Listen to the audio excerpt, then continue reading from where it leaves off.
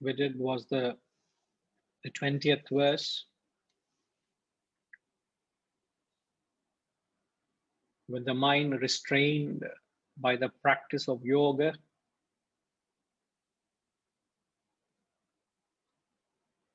attains quietude, and when seeing the self by the self, it is satisfied in the self.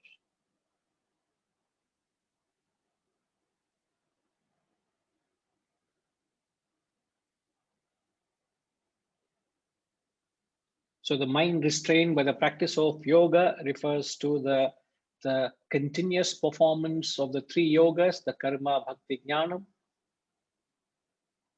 The karma yoga, bhakti yoga, and the jnana yoga results in reduction of desires. That acid test of reduction of desires is the mind doesn't rush into the world anymore. Why does the mind doesn't rush into the world? Because there's no desire pushing the mind out into the world. That state of mentally you're withdrawn, not being available for the lower, commensurately makes the mind very much available for a serious contemplation, meditation. So we learned the karma, bhakti, jnanam evolves a seeker to a state of mental withdrawal, which is known as uparati. Uparati is mentally withdrawn from the world. Then comes a state where you perform an open-eyed meditation, which is known as dharana. Dharana is where you have a few desires, but of all those desires, the common interest is the goal of realization. You will obviously have a desire to realize the self. You will have a desire to serve your guru. You will have an earnest desire to serve humanity. You will have desire only associated with your own self-improvement and transformation, nothing else. So in and through all those desires, there's no other attachments. All the lower attachments have dropped off. You're left with only a handful. And in and through those desires, the thought of the self resonates, percolates, permeates in and through every thought and action. So in effect, you are dedicating every thought, every emotion, every action to realization. That is known as an open-eyed meditation. So you are maintaining a constancy of thought in the self, but since it's open-eyed refers to someone who is engaged with action. You're still performing action because there are less desires. That last few desires are left. So you are compelled to act, but the bulk of them have dropped off because you have performed the karma, bhakti, jnana. Mind is totally free from the world. There is no more desire for acquisition and enjoyment of the world. All you have risen above them. You don't have any craving, nor any obsession, nor any wanting. All of that has gone. And when you sustain dharana, you come to a point where even those last few desires drop off, where you come to a point of dhyana, which is seated with your eyes closed, where you're only trying to maintain that single pointed thought. There is no other interest thereafter but to completely silence the mind. And once one who achieves the silencing of the mind, his mind comes to rest. That is the samadhi of the mind. That is known as self-realization, And such a person is satisfied in the self. So these are all terms which has a very profound connotation. Hopefully we all will get there one day. Okay, so we'll continue verse 21.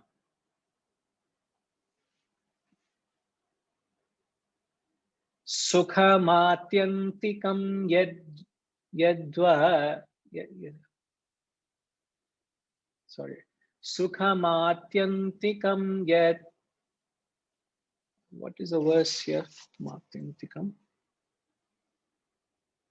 Yadhyat. I think there is a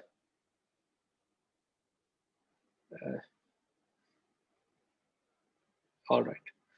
Sukhamatyantikam yadhyat bodhigrahyamatīndriyam vetti yatra na chaivayam sthitaschalati tattvataha. Sukhamatyantikam yadhyat bodhigrahyamatīndriyam vetti yatra na chaivayam sthitaschalati tattvataha. Now, please take a particular note of what is being said here. He says, when he knows the infinite bliss, the supreme bliss, which can be grasped by the intellect, buddhi grahyam. Grahyam means you can grasp it, you can capture it, which can be grasped by the intellect, which transcend the senses. Atindriyam is beyond the senses, and wherein established, he never moves from the reality. Sthitas chalati tattvataha. Sthitaha is established in the tattvataha, in the reality. Such a person doesn't move from it. Now, the point you have to take note, we have spoken about it in some context before. Here he says, when he knows the supreme bliss, the infinite bliss, which can be grasped by the intellect. So there is, he's talking about meditation, please. In meditation, there is a participation by the mind. The mind is able to feel. The mind knows what that joy or bliss of the self is. The mind is fascinated by the higher. At the same time, intellect grasps, means there is a very heavy active role of the intellect during meditation, not only during, right through the spiritual journey, much more in meditation. So when the mind is praying, when the mind is involved in the chant, when the mind is engrossed in that silence, the intellect is grasping, means intellect is participating. Grasping, you must understand, the intellect is very well aware of the chant and is participating in the entire process of meditation. So the buddhi is a very vital part, the intellectual development, the intellectual participation. So when the intellect is absent in any mental participation, when the mind participates in something without the intellect involved, it ends up as an indulgence. It is nothing but an indulgence. So if the mind alone is chanting and the intellect is not participating in the chant, in the practice of meditation, it is nothing but known as trance. Trance is a state of emotional weakness or mental indulgence. It is nothing but a mental intoxication.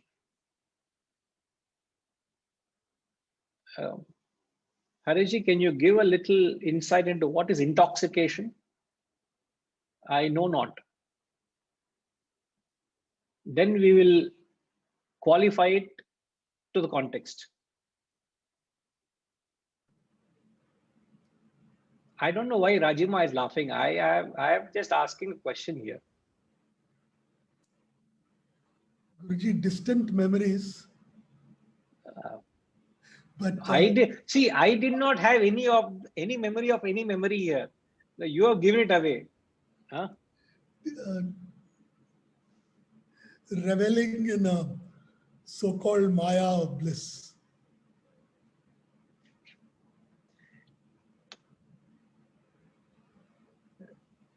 Intoxication means reveling in Maya. This is a very new definition for me.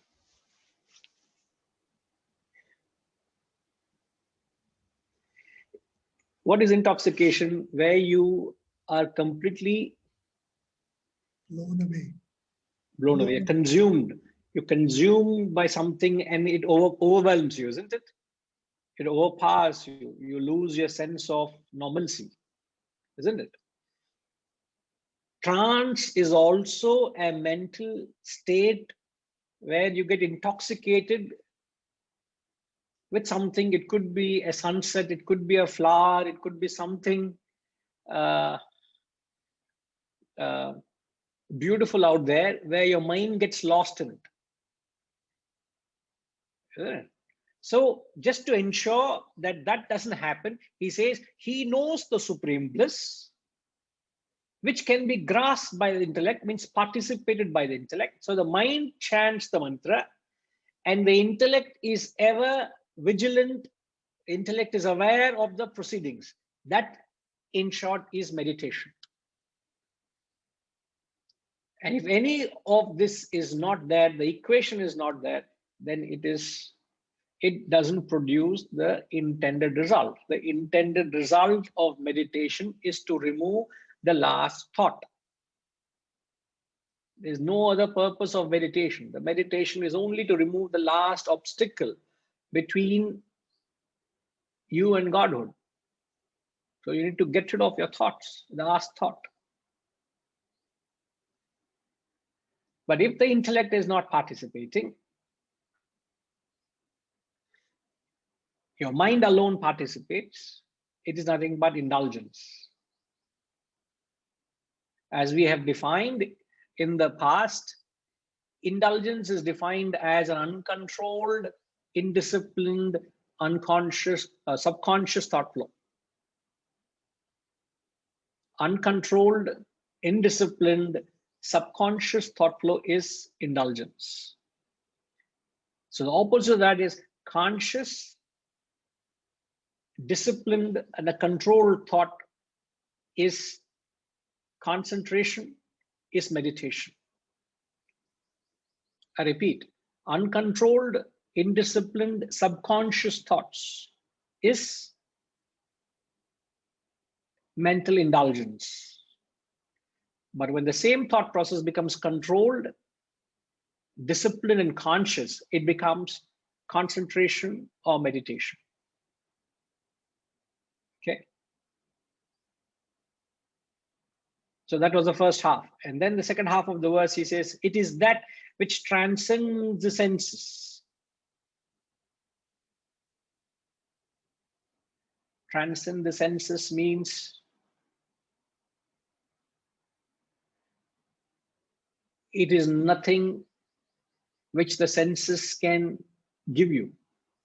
What senses can give you is only objective enjoyment, because the senses involve sense objects. The senses have no role without sense objects, isn't it? What is the use of eyes without color and form? What's the use of ears without the sound? The nose without the smell? There's no meaning. So when he says which transcend the senses, means all what the senses can give you. What senses can give you? Senses can give you only objective enjoyment. And the nature of objective enjoyment is impermanent, is transient. So two things, the senses can only give you objective enjoyment and they are transient and impermanent. So when he says is beyond the senses, the nature of the joy of the self is not objective. It is not objective driven. It's a subjective experience. It's a subjective bliss. And when he says it's subjective, it also means it is not external, it's internal. At the same time, it is not impermanent, it is of a permanent nature. Perhaps that's what he's trying to say, which transcends the senses. It is something which you have never experienced. And then he says, wherein established, he never moves from that reality. Once you reach that state, you don't come back. It's a path of no return. You don't fall back again. You don't devolve again. It's a state of permanent abode. That supreme bliss, that spiritual enlightenment. It's forever. So he's just mentioning it as a matter of fact. The only important thing you got to take a note in this verse is the presence of the intellect. Okay? Otherwise, we will miss the point. Okay?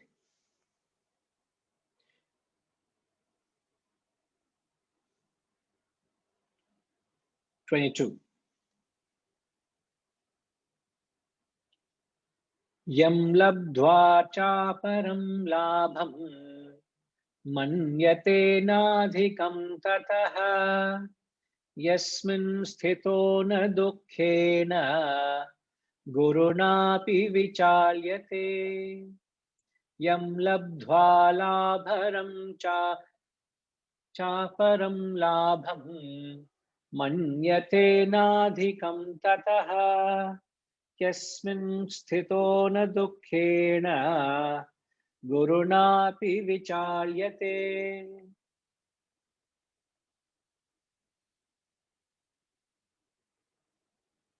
Which having obtained, he thinks there is no gain superior to it, and wherein established,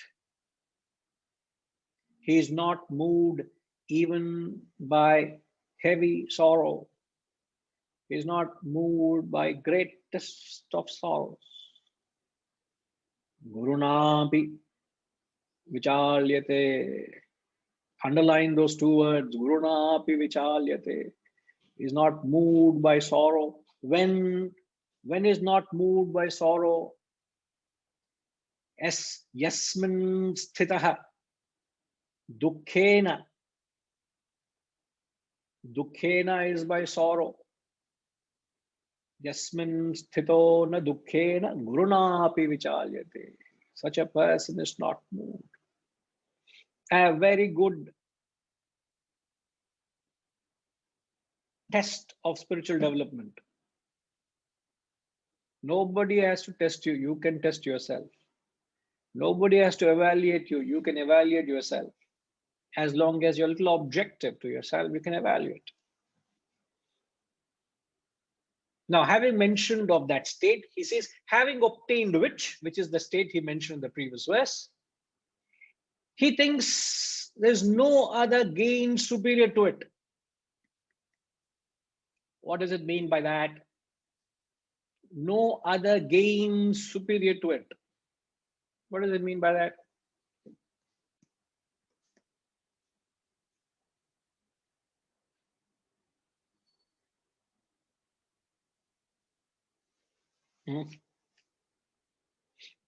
Vasantama, no other gain superior to it. Supreme bliss, that supreme happiness, that self. ultimate.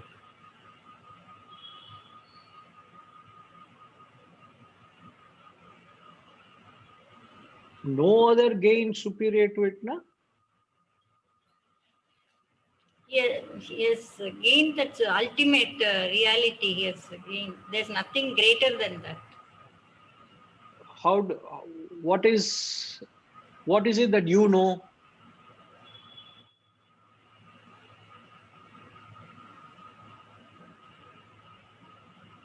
I still don't know what it. No. What I'm asking is correct question. See, what you're asking is, or what I'm asking is, when he says that happiness, there is no other gain superior to it. What is it that you know? Can you describe the same answer in the terms of your experience? What is your experience?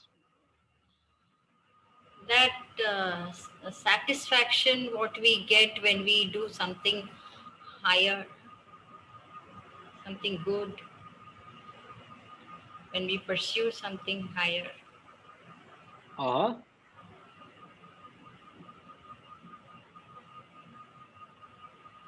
That when we feel full. No, Ilama, I don't know whether you're getting what I'm asking. He says, having attained that state, he says he thinks there's nothing other superior than it. There's no other gain superior than what I've attained. That is his claim, isn't it? Those who reach there. Now, can you explain that same description in your language, in our language? Superior than what?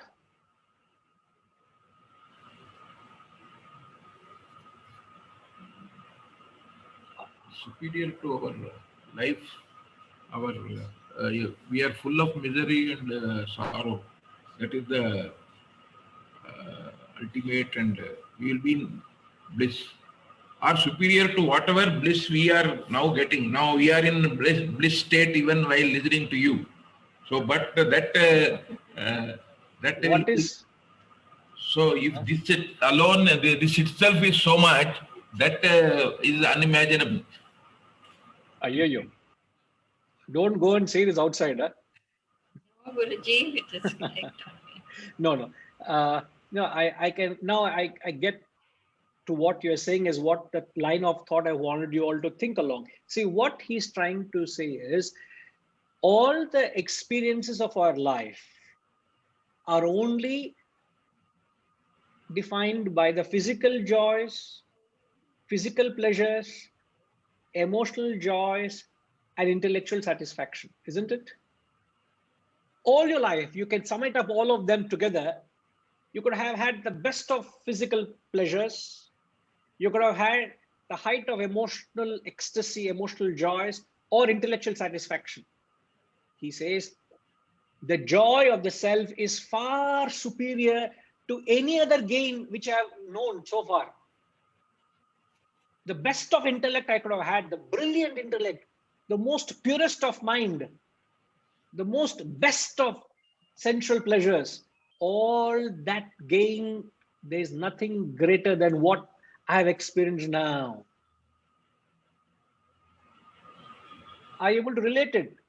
So in that sense, he's talking of the hierarchy, the superiority. So the hierarchy or the superiority here is the emotional joy is superior to physical pleasure.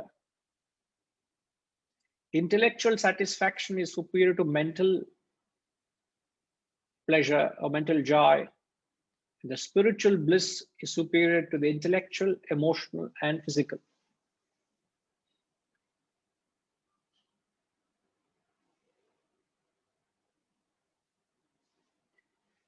So the lowest is the physical pleasures. Superior to it is mental pleasure, mental joy.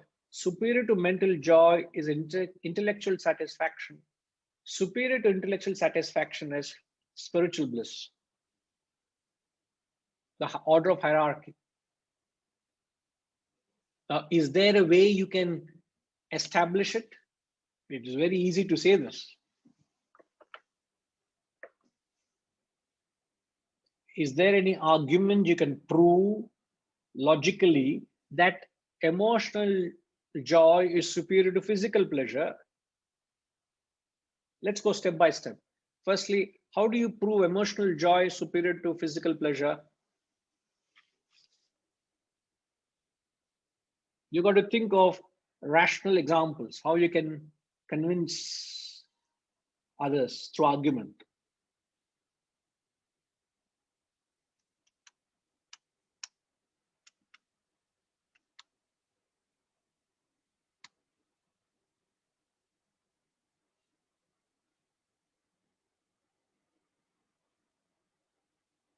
Vaidyanathan ji, anything?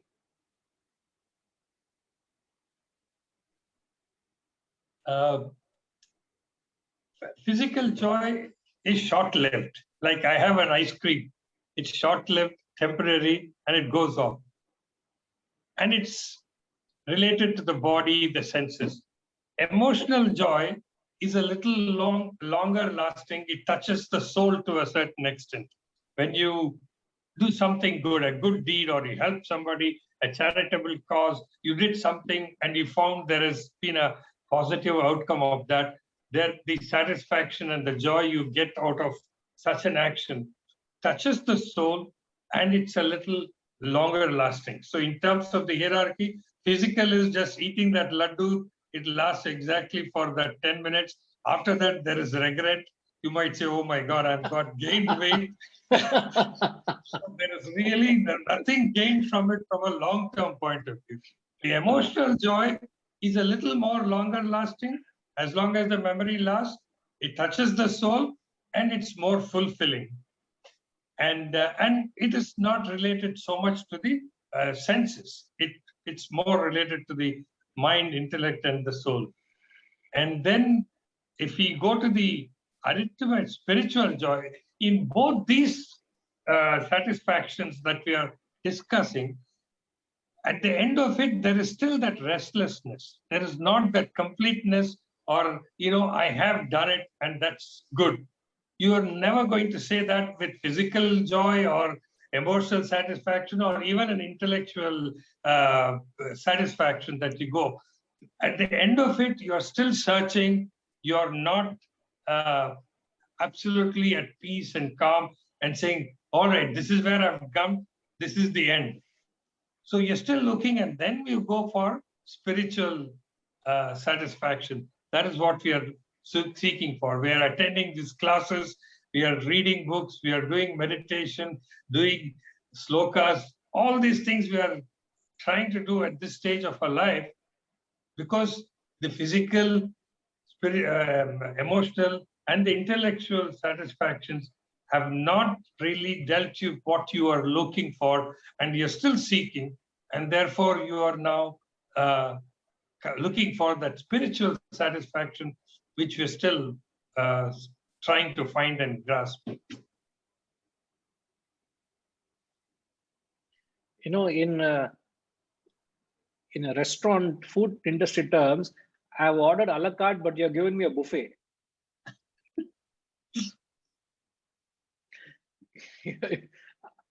Yeah, absolutely right what you have said. The principle is applicable to all the joys, whether from the physical, which is the lowest, which is short living, as you said, it's all contact driven. Emotions, I don't know what you mean touching the soul as such, because the soul, I believe it's the Atman and the reality. It is, I didn't know what you mean by soul. You feel that gratification. It is not related to any of your senses. It's in you. When you've done a good job, and you help somebody, you're not, it's not your eyes or ears or taste buds. None of that is gratified. Something else is gratified. It elevates you. And it is not, the sense related. So that's what I meant. It touches your soul. I really meant that it is not related to the senses. When you do a good job and you felt good about it, it is a satisfaction that comes from the inside, not from the senses. Correct. Yes, that is very indeed a very factual thing. It is not fleeting. It is not short-lived as a senses. But the emotional joys is superior. Can anyone take a classic example? A simple example where you will forgo the physical inconveniences because of the joy and satisfaction you find at the emotional level. I'm not taking away anything from what Vaidyanathan said. You exactly spelled out, but I'm just trying to get others involved with an example where you're willing to forgo, sacrifice your physical comforts, your physical inconveniences, but yet because you have found a greater emotional joy or connect.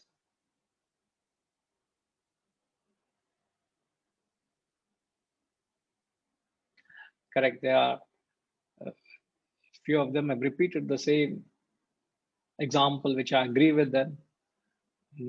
It's the mother and a child relationship, or you're loving your grandchild.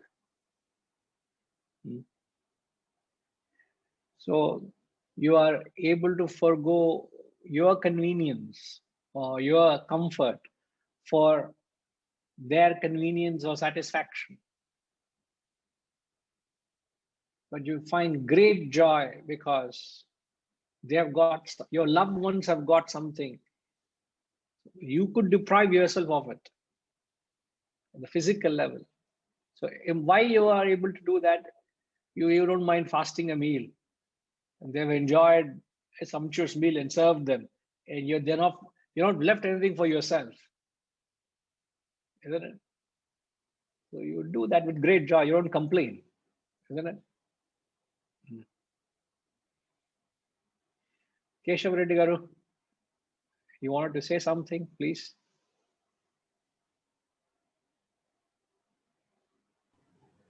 Hari Om Guruji. Namaskar. Yes, This is a emotional pleasure I felt inform you is that so we are going on some important work. Somebody met with accident. So you ignore your personal work and take that individual to hospital and get him admitted, sacrificing your own personal interest. Or you give lift to someone and go out of the way to drop them. That gives more pleasure than the sensual pleasure. That kind of help, ignoring your personal comforts, your personal this thing, but helping others unasked. If you do something unasked, that will give a better satisfaction than the physical pleasure. all right. Yeah. Hari Om. Hari Om. You got a point there. Yes. Sethuramanji wants us to take us to Mount Kailash now.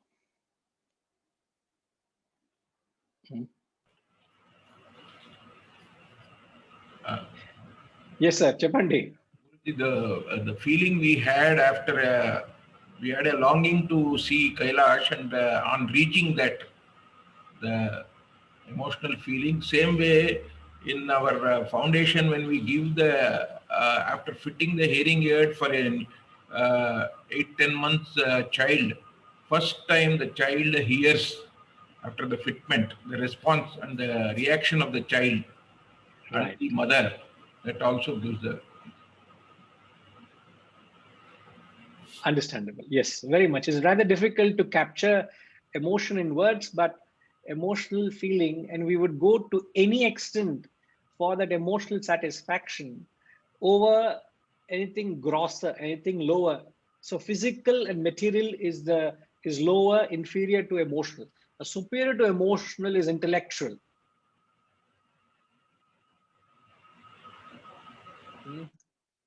Superior to emotional is intellectual. See, the mind as an equipment is superior than the body. Superior than the mind is intellect. So since the equipment is superior, subtler, the joy you derive from intellectual satisfaction is far greater than the emotions that you deal with.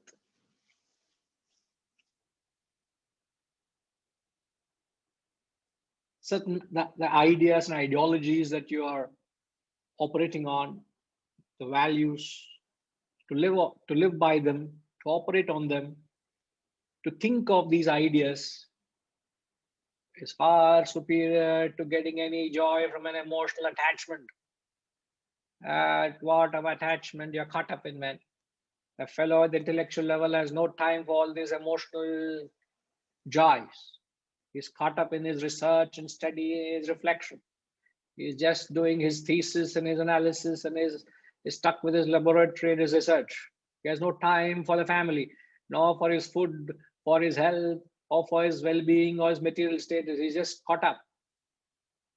That's the reason you find, I do not know if this is a general conclusion, whenever you look at a scientist, he is not presentable at all.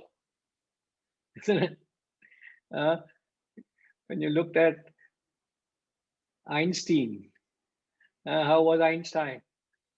To a large extent, even our ex-president Abdul Kalam ji, you know, every other day there used to be a cartoon image of his hairstyle. So what was he? He was an intellectual, perhaps even more, he was a spiritual man. But you just realize that the intellectual joy is superior to emotional joy. Do you have, can you justify that through your own experience and understanding?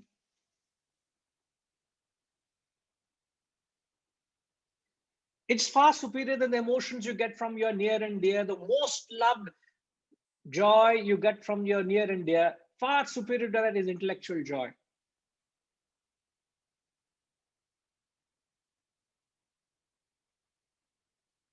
Far, far superior.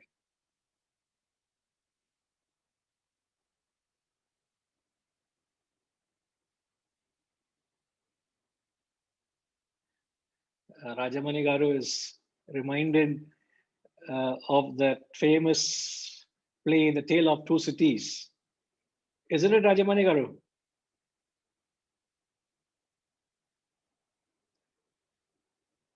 Sidney Carton gave his life away. He got himself guillotined. And these were the words he said. The last words, what he said is a far, far better thing I do that I've ever known. It's a far, far better place I go to that I've ever experienced. Something to that effect. He gets himself guillotined for his friend. He sacrifices his love, his life for his friend.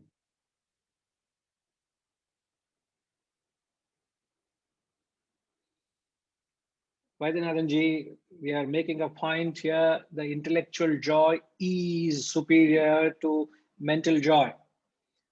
Now you may challenge that argument in the right spirit. It is different nature, certainly indeed, but we are saying it's superior because when you give the mind and intellect side by side, intellect is far superior than the mind. True. It's like saying if I'm going from one place to other, I could go by road, I could go by air. By air, invariably, indeed, will reach me faster than because it's superior mode of transport. There's no argument on that. True. In that sense, both give you joys, but intellect is far superior than the mind. However, our experience of that is today our mind is very strong, intellect is very weak. Isn't it? That doesn't change the fact, what I'm trying to say. Yes, please. The joy of, let's say, a good charitable action that you did and the emotional joy you get out of that. And we compare it with an intellectual joy. And you gave an example of a scientist doing a research. And he has he makes some very good progress breakthrough. They are at two different levels, in terms of, it'd be hard for me to say the guy who did the scientific breakthrough, his joy is superior to the guy who did a charitable cause and he felt very uplifted because of that, joyous because of. So whether be it charitable or even a mother-child relationship, Right. that we just try to establish that the emotion is superior to physical. True. But let's say a scientist, a doctor is trying to do research into the field of medicine to bring out a cure, to bring in a vaccine to serve humanity. If they have not done that, you and I would not be safe and sound today. At least humanity is being protected because somebody had to work on a vaccine. Somebody had to sacrifice their time day in and day out, spend hours in that laboratory trying to do that. The joy or satisfaction they would get out of such work is superior to just getting stuck to a certain emotion. It could be with his family or with something, a cause he believes in. I want to serve the orphans. I want to serve the deprived, or so on.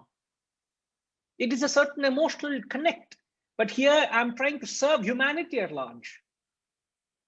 So the joy, irrespective of the ideal, the fact that you're at the intellectual level, you are of a higher level than the emotional. That on principle, we should be able to relate to. True, that we can agree. The intellectual is superior to the emotional in every way. Yeah, I'm only trying to establish that in this argument, you know. But whether we are able to experience that in day in and day out, I'm not sure. See, many a time we operate on emotions.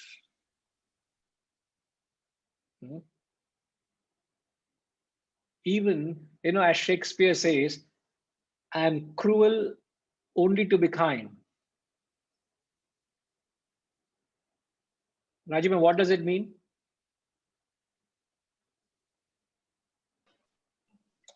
Sometimes you have to be unkind to drive home the truth.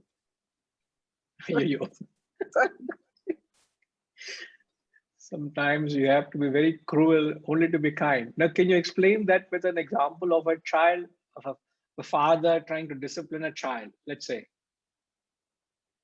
trying to drill in some discipline, some values into a child. The father is very hard, almost hurting the emotions of a child, but to inject, to give a sense of responsibility to the child. The father doesn't fall a prey to the emotions. It operates from an intellectual level. You see, it's superior to the emotion, because the intention of wanting to do good to the well-being of a child is far superior than to just pamper or feed the emotion of a child. Is there a difference? You're more principle-driven, value-driven, ideal-driven than just personal emotion. It's not operating on feelings or likes and dislikes.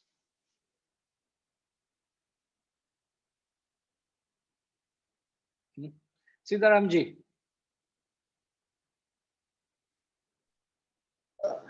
Yeah, I would like to give an example, Guruji.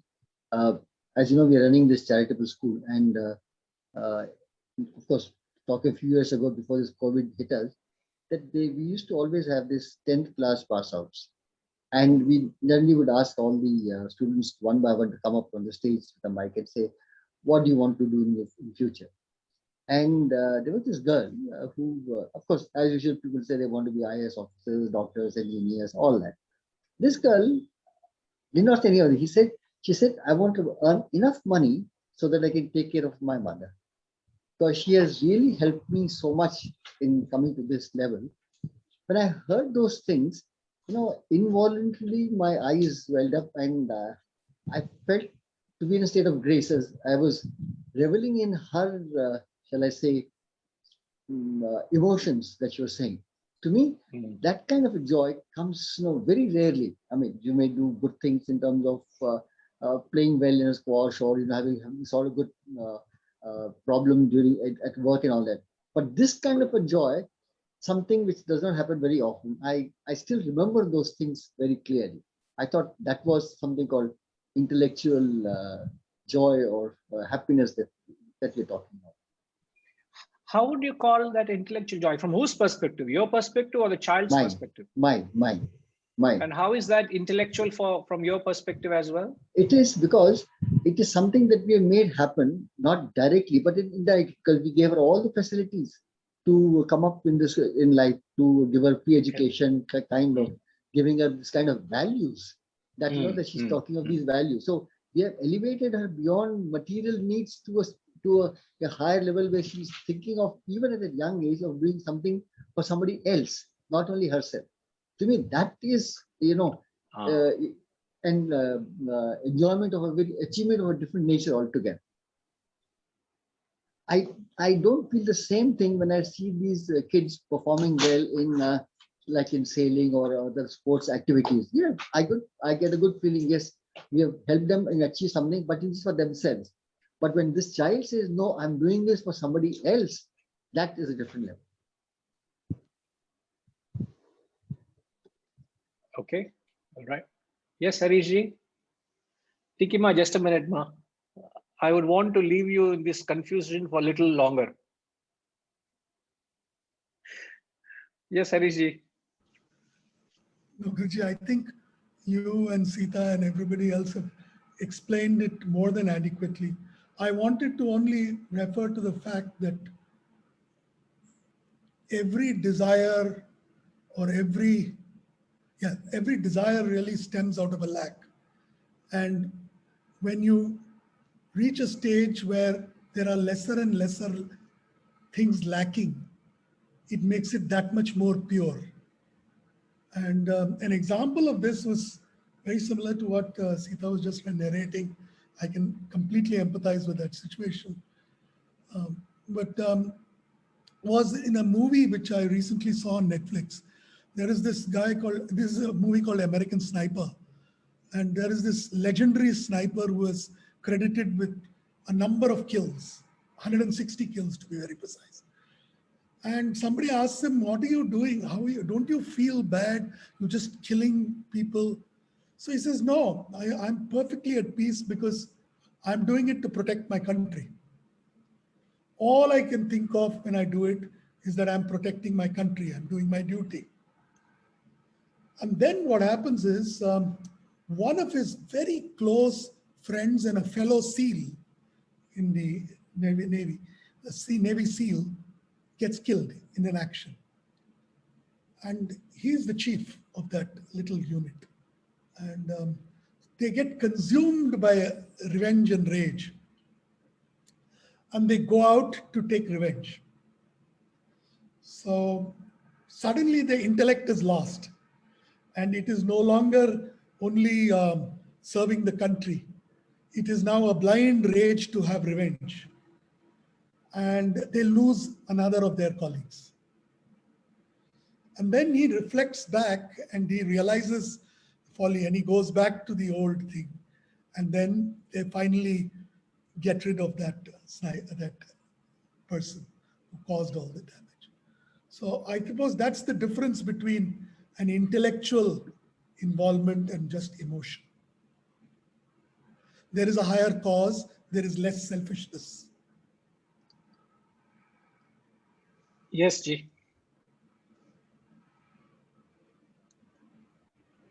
Yes, you have a point.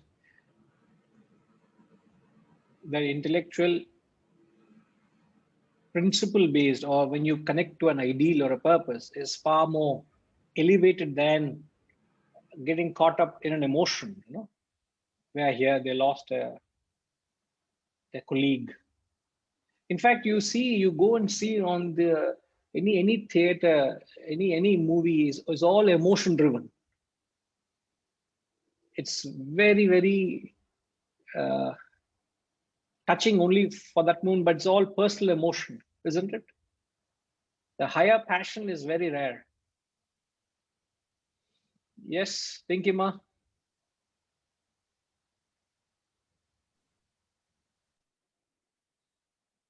Hari Om Guruji. Yes, Ma. Hari Om. about this thing that the intellectual satisfaction being higher than the emotional joy. So the Shastras say that the intellect must govern the mind from where emotions stem. So that itself is that because the mind is more selfish, driven by desires, likes, dislikes. Whereas the intellect is, uses reason, logic, analysis, thinking what is the right thing to do in a situation. So the action is likely to be more sattvic. Correct me if I'm wrong. Whereas the mind, an action which is governed by the mind would be either rajasic or tamasic. So out of the three, the sattvic action is definitely higher than the other two. So the satisfaction that one gets by using the intellect, I think, is definitely more than when we give into the mind. At that point, you want to give into the mind. But when you reflect later, you say, I'm glad I didn't eat that laddu. You feel that, I could use my... You can't, you are the only person you can't talk about laddus. Okay, fine. Okay, I'm glad that I didn't lose my cool in that situation, or I'm glad that I had two paths. I could have, done this, or I could have done something for the larger cause. And at that point, I was tempted to say, forget about it. Today, let me enjoy, kal ko dekhenge. But if I said, no, let me make the first step today, then definitely if my intellect has governed my action, that is the first step. And each time I do that, the intellect is being strengthened. So and later on, when I think back about it, then definitely that experience will always stay with me. Whereas if I had given in and said, forget about it, kal ko dekhenge, I may live with either regret or remorse. I would forget about it altogether and say, theek hai yaar, gaye the, ho gaya, khatam. That is why pleasure is at the bottom of the thing, and the intellect is higher than the mind. That's my...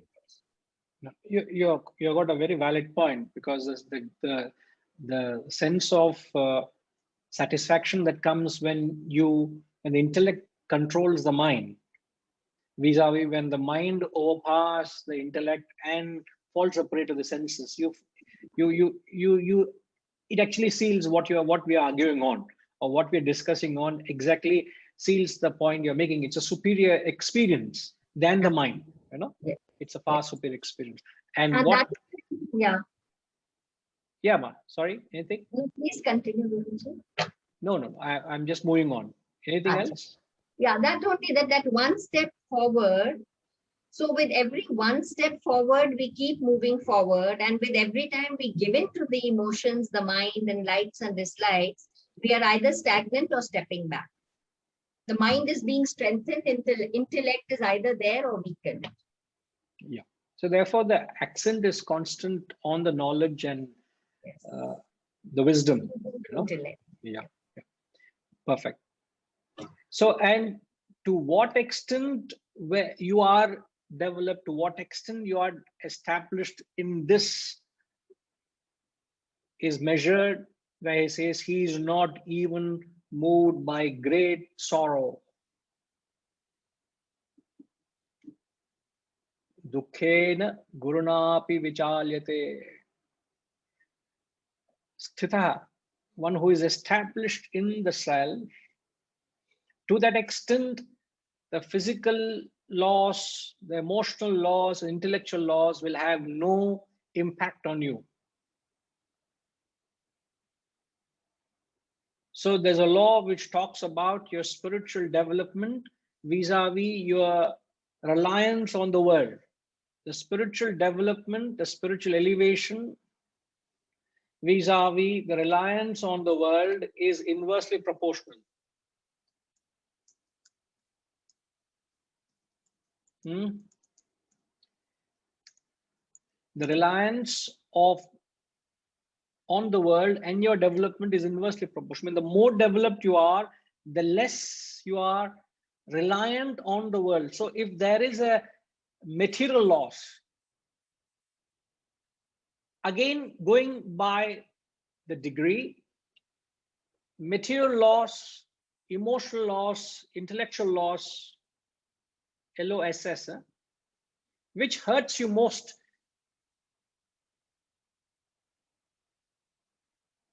That which is the most superior most, isn't it? But one who is established in this knowledge, he is not moved even by the greatest sorrow. We all experience sorrow in our lives in degrees. But when the sorrow you experience is slightly beyond your capacity to endure, you succumb. Isn't it?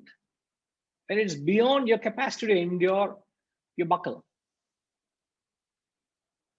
So you lose your equilibrium, you lose your equanimity, you have lost your elasticity to the extent where you can absorb.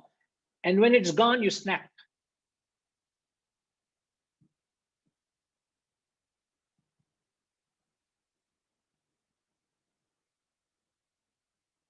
And experience has taught us,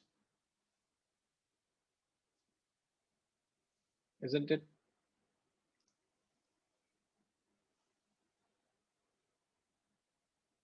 It is not that you don't feel the loss. It is that you feel the loss, but you're not affected by the loss. There's a world of difference between feeling it and not being affected by it. Exactly as Tinkema said, you are not a victim of your emotions. Mind should feel, as an equipment, the mind should feel. You should feel the loss or gain, whatever it is, but you're not affected by it.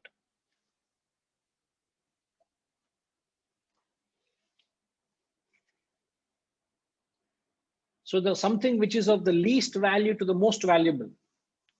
In that range of loss, what is it that affects you?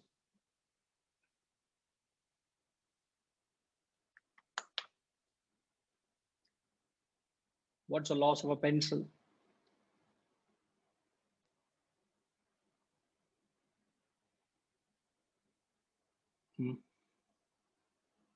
What the loss of your wristwatch? You lost your vehicle. You lost your job.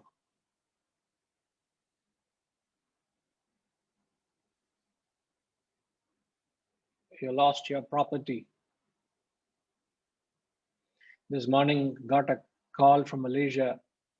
One of my students, she lost her daughter this morning.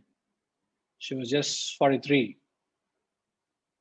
She lost her daughter because there was some, I don't know the exact details, but what I have been informed is some abnormality in the blood. Everything was normal, and suddenly this morning she's no more. Loss of your near and dear. So loss of a pencil to a loss of a family member.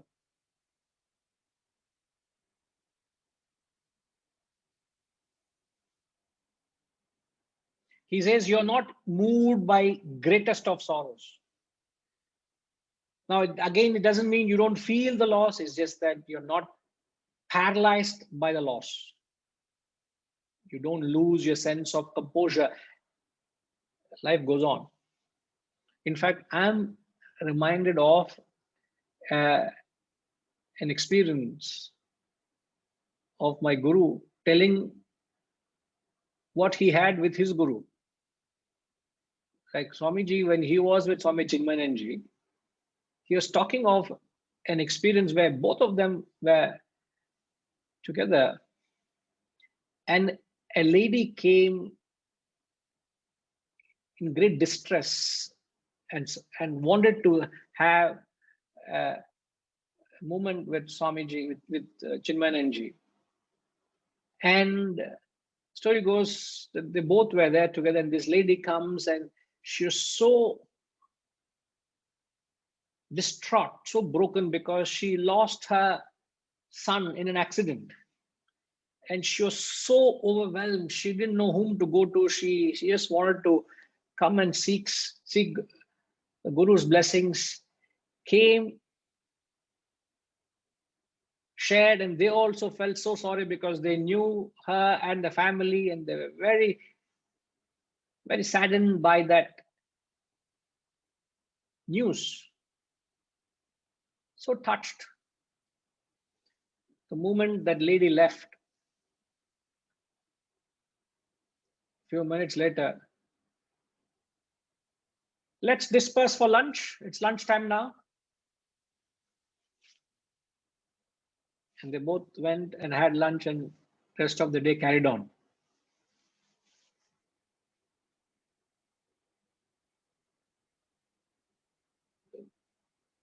What are you trying to get from here?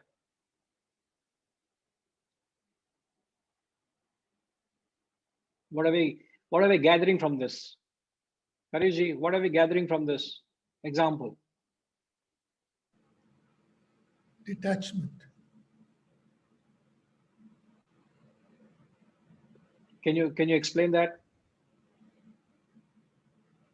So the Guru's comforting the devotee is with emotional acceptance of the loss and not just purely emotion driven. It's intellectual acceptance of the loss, not just emotion driven. And therefore, when the cause is not there, it doesn't linger. So they looked upon the loss from an intellectual perspective. They shared their feelings and emotions with the family. It's not that they were like piece of wood or stone. No, no. It melted their hearts as well. They felt sorry. They shed a tear. They consoled her. They felt sorry for her. But never ever did they lose their mental balance where they were affected by the emotion. They have not lost the normalcy of their action. Action carried on. So much so they were. So too contrasting. How can you feel sorry for someone so deeply and yet move on as if nothing has happened and enjoy and relish a meal? How is that possible? To have no emotions is like a plant. To have emotions and be affected by them is like an animal. To have emotions and not to be affected by them is the state of a man who is established in wisdom. That's what he says. Such a person is not moved by great sorrow.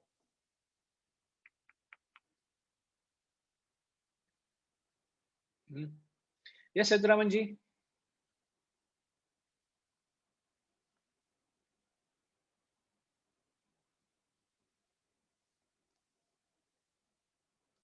Yes, sir. Please try.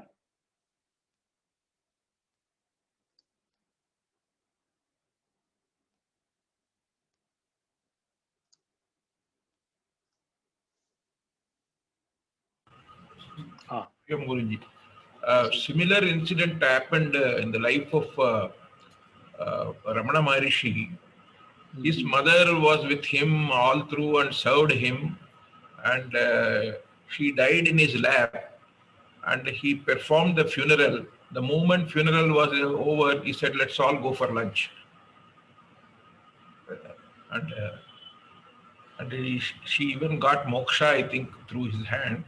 And so this is, it was described by people first persons.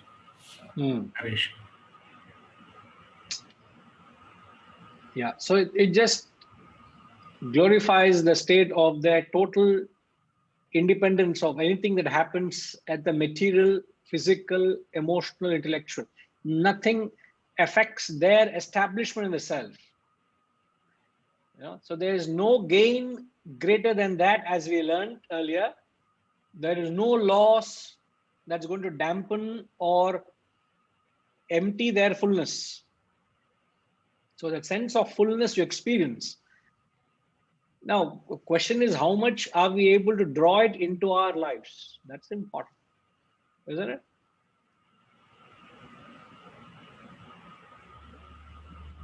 A little less chili or more chili in the food, we get annoyed.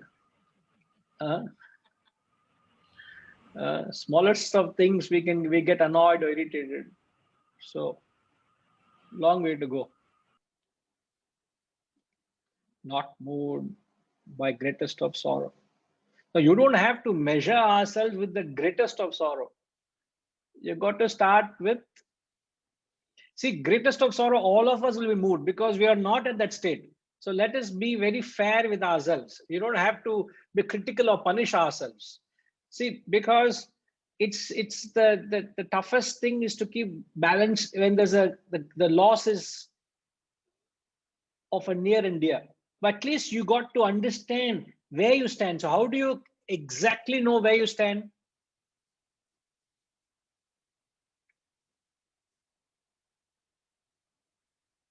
See, life, when someone near has gone, that we can't. We got to be prepared and then test ourselves. Then we are tested, isn't it? But how do you know whether you are affected by the other things? Shekharji?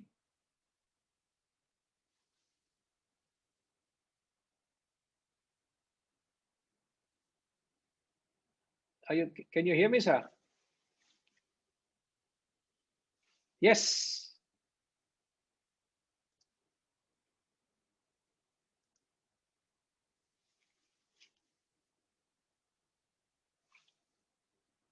Just a moment.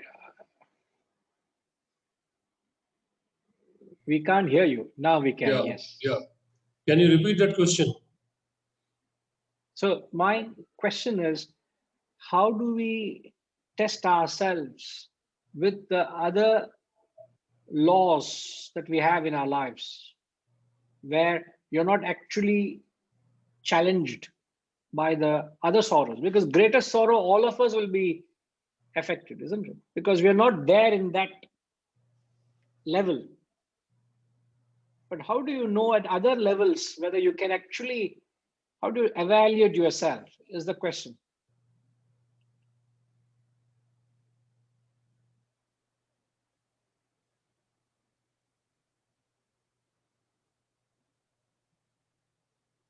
Did you get what I'm asking, sir?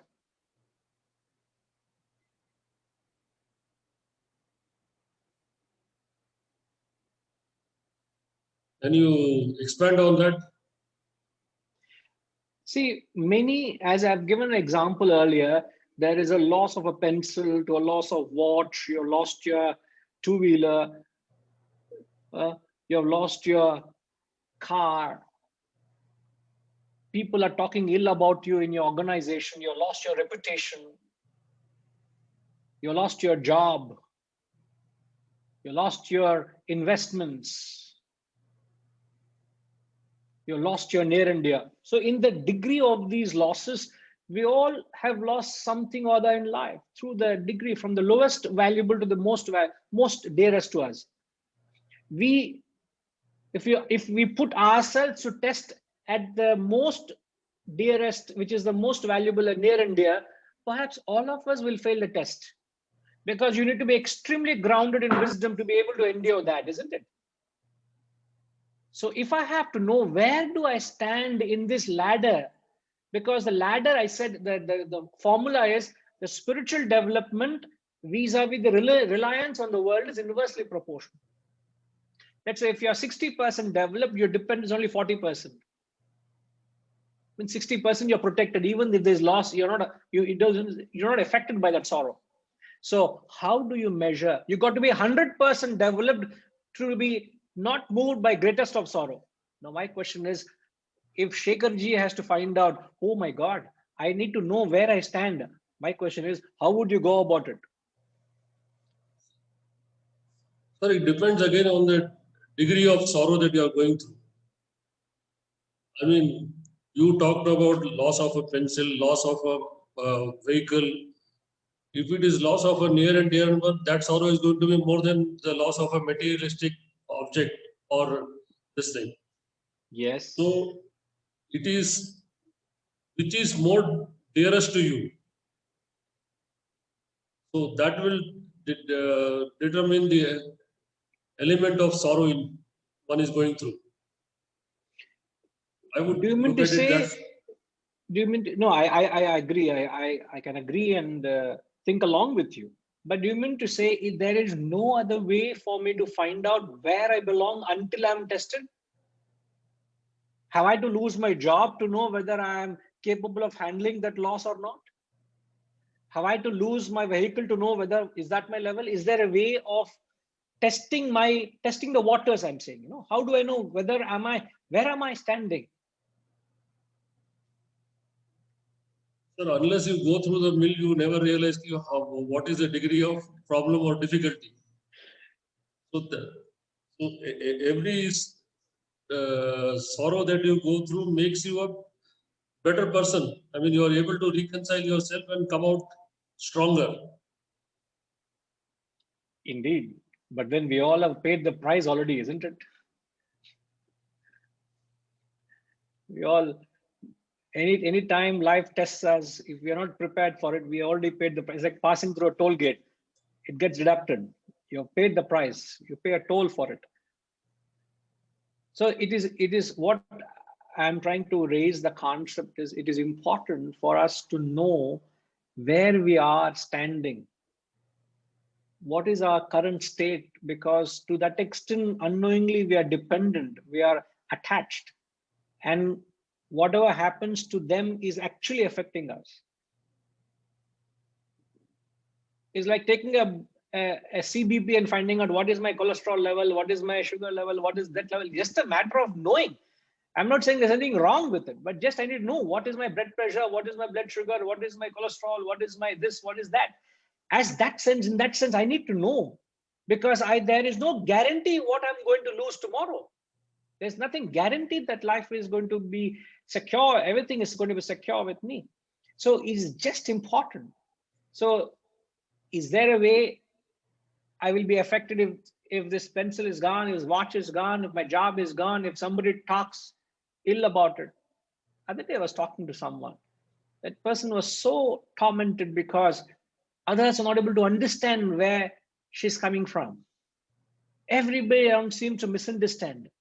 I only had to tell that person, do you know yourself more, or do others know you more than you yourself know yourself? She turned back and said, I know what I am. Then don't be influenced by the opinions of others. Just because another person misunderstands you, the whole lot misunderstand you, does that make you wrong? So it could be a mere opinion of someone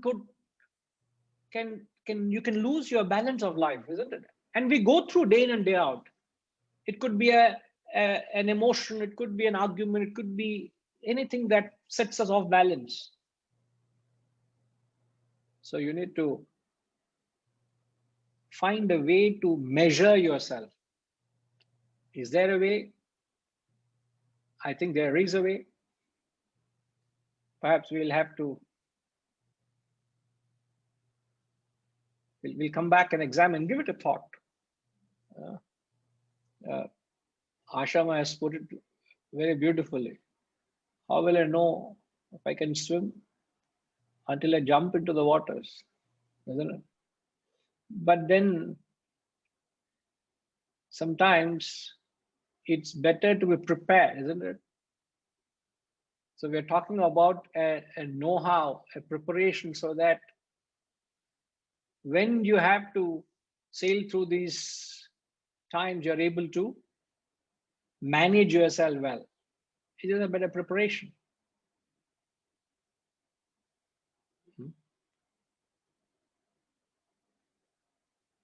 We'll come back to it. Just think on these lines. Perhaps we can expand it a little more before we move on. Okay. Yes, ma'am. Can you unmute yourself, ma, please? Yeah. Hari Om. The Upanishads are the original source of wisdom. Guruji will be embarking on an exploration in this wisdom through the Kenopanishad. These classes will be held on Zoom on every Saturday morning, 6:30 a.m. IST from the 17th of April. It is meant for advanced seekers as this knowledge is incisive and rich in philosophical content. Namaskaram. Over to you, Guruji, for the Shanti Mantra.